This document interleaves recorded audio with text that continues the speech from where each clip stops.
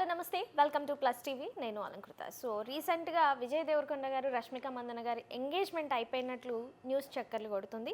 So అంటే ఇంత peaks టైంలో వాళ్ళు మ్యారేజ్ చేసుకోవడం కరెక్టా కాదా అనేది కూడా తెలియట్లేదు. అండ్ ఎందుకంటే ఈ మాట అంటున్నాం, చాలామంది జ్యోతిష్యులు చెప్పిన విధానం ప్రకారం అయితే ఆల్రెడీ ఒకరితో ఎంగేజ్మెంట్ అయిపోయి క్యాన్సిల్ చేసుకున్న తర్వాత తను పాన్ ఇండియా లెవెల్లో హీరోయిన్ అయిపోయింది. అండ్ దాని తర్వాత మళ్ళీ ఇప్పుడు పెళ్లి పీటలు ఎక్కబోతున్నారు ఫిబ్రవరి 2026లో అని చెప్పేసి వార్తలు వినిపిస్తున్నాయి. కాబట్టి దాని గురించి ఇప్పుడు మనమైతే మాట్లాడుకుందాం. మనతో పాటు నట్టి కుమార్ గారు ఉన్నారు. హాయ్ సార్, నమస్తే సార్. ఈ న్యూస్ విన్నారా మీరు? విన్నాను. యా, ఏమనిపించింది?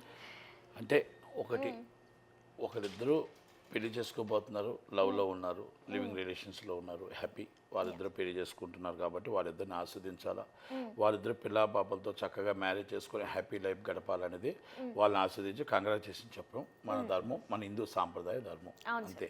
ఇప్పుడు ఎవరో జ్యోతిషులు చెప్పారు, మాయగారు చెప్పారు, మోసగారు చెప్పారు, వాళ్ళు విడిపోతారు, ఇవన్నీ అది జాతకం కాదు. ఓకే, అది జాతకం అనరు, అది బ్లాక్ మెయిలింగ్ అంటారు. జాతకం చెప్పేవాళ్ళు మంచి ముందు చెప్తారు, చెడి చెవులో చెప్పి మీకు ఇలాగ ఉందమ్మా అంటారు. డాక్టర్ ఏమంటాడు, మంచి ఉంటే ఆ రికవరీ షార్ట్లీ రికవర్ అయిపోతూ ఉంటాడు. ఒకవేళ ప్రాణహాని ఉంటే వాళ్ళ ఇంట్లో పెద్దవాళ్ళకి చెప్తాడు, ఎందుకంటే ఇలాగ ఈయనకి ప్రాణహాని ఉంది, ఇన్ని రోజులే బతుకుతాడు, ఇన్ని రోజులే ఉంటాడు అని. ఆయన సీక్రెట్గా ఎందుకు చెప్తాడు? అది డేంజరస్ కాబట్టి. మంచి ఏం చెప్తాడు? యాజ్ రికవరీ షార్ట్లీ రికవరీ, చక్కగా ఉండి హ్యాపీగా ఉండి అంటాడు. పెళ్ళి కూడా అంతే. జ్యోతిష్యులు మనకి ఏవైనా దోషం ఉన్నా ఇంకోటి ఉన్నా అది పెద్దలకో ఎవరికో చెప్పి ఇలా చెయ్యాలి అంటారు. మంచి ఉంటే పలానా పాదం ఇలా మంచిగా ఉంది, పలానా పెళ్లి టైం మంచిగా ఉంది, ముహూర్తం టైం మంచిగా ఉందని చెప్తారు. ఇవన్నీ నేను జ్యోతిష్యులదిగా దేవుణ్ణి నమ్ముతాను. దేవుడు ఆజ్ఞ లేనిదే ఏమి అవ్వదు. దేవుడు ఆజ్ఞ కావాలి అంటే ఇప్పుడు ఎవరైనా అవ్వచ్చు, అది హిందూ అది ముస్లిం అది క్రిస్టియన్, ఎవరైనా దేవుడు ఒకటే.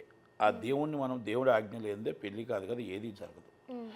ఆజ్ఞ లేనిదే మనం విడిపోవాలా కలవాలని, కలిపేది దేవుడే, విడగొట్టేది దేవుడే, అది రాసేది దేవుడే, రాయించేది దేవుడే. అందుకని అంట నేను మనం దేవుణ్ణి నమ్ముకుంటాం, దేవుణ్ణి నమ్ముకొని దేవుడా నన్ను కాపాడు అని అంటామే తప్ప మనం ఏమండి పూజారి గారు కాపాడండి, బాబా గారు నన్ను కాపాడండి, ఏమండి పాస్టర్ గారు నన్ను కాపాడండి అంటారా? అనరు కదా. కనుక రష్మి మందన గారిది కానీ మన విజయ్ దేవరకొండ గారు బాగుండాలని, చక్కగా హ్యాపీగా మంచి లైఫ్ మంచి చక్కగా వాళ్ళు అర్థం చేసుకొని ఇప్పుడు దాకా లవ్ చేసుకొని మ్యారేజ్ చేసుకోవాలనుకుంటున్నారు. అయితే ఏంటంటే మ్యారేజ్కి కంగ్రాచులేషన్స్ ఇవన్నీ చెప్దాం, పిల్ల పాపతో చల్లగా ఉండాలని కోరుకుందాం.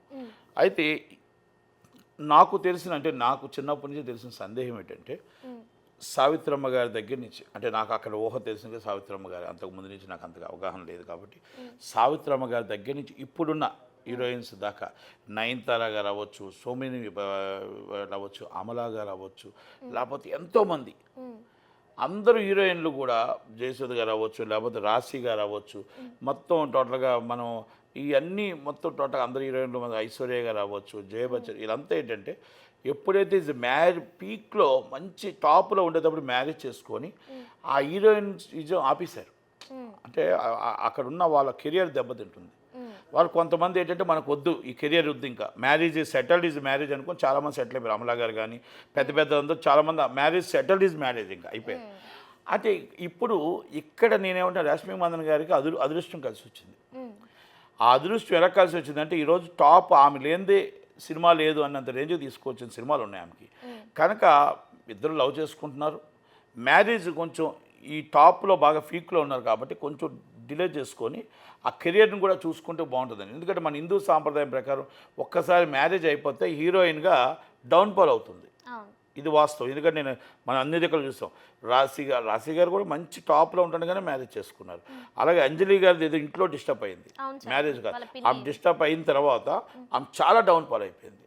అలా ఉదాహరణకి అందరూ చాలామంది ఆర్టిస్ట్గా మన కాజల్ అగర్వాల్ గారు, అంటే ఆమె వద్దు అనుకున్నారు, మ్యారేజ్ చేసుకుందాం, డౌన్ఫాల్ అయిన తర్వాత మ్యారేజ్ చేసుకుందాం ఫిక్స్ అయిపోయారు.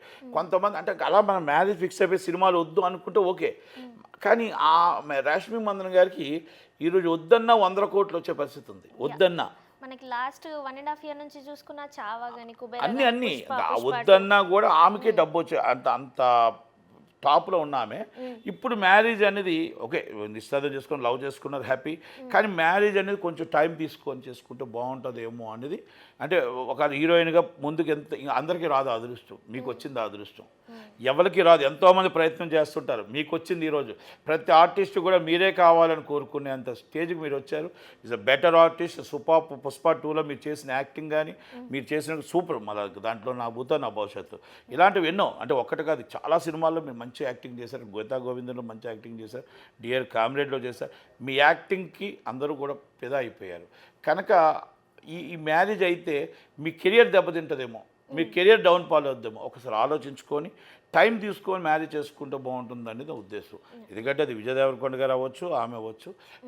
మ్యాక్సిమం హీరోకి అది రాదు, హీరోయిన్గా వస్తుంది డౌన్ ఫాల్. అంటే మనం సావిత్రమ్మ గారి దగ్గర తీసుకుంటే మనం తర్వాత సావిత్రమ్మ గారు పెళ్ళి అయిన తర్వాత మళ్ళీ సెకండ్ ఇన్నింగ్స్ చాలా తర్వాత స్టార్ట్ చేశారు.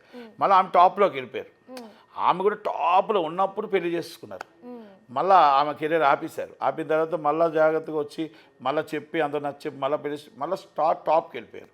కనుక ఒక్కసారి మా హీరోయిన్స్ అందరికీ కూడా డౌన్ ఫాల్కి తెలుగు సాంప్రదాయం ప్రకారం మ్యారేజ్ అయిన తర్వాత ఇబ్బందికరంగా ఉంటుంది. కాబట్టి ఒక్కసారి రష్మి మందన గారు కానీ అలా మ్యారేజ్కి ఆలోచించుకోండి.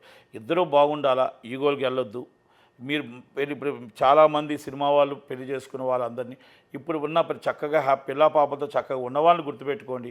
జయ బచ్చన్ గారిని గుర్తుపెట్టుకోండి, రాశి గారిని గుర్తుపెట్టుకోండి, మన సూర్య జ్యోతిక గారిని గుర్తుపెట్టుకోండి, ఓహా గారిని గుర్తుపెట్టుకోండి, అమలా గారిని గుర్తుపెట్టుకోండి. అందరూ కూడా ఈగోలు అనేది మీరు పక్కన పెట్టేసి మనం ఒక డిఫరెన్సెస్ చిన్న చిన్న వస్తూ ఉంటాయి, ఉన్నా కూడా పిల్ల పాపలతో చక్కగా హ్యాపీగా ఉండాలని మీరిద్దరూ కూడా లైఫ్ చక్కగా చేస్తూ 10 సినిమాలు చేయాలని కోరుకుంటాం. Thank you.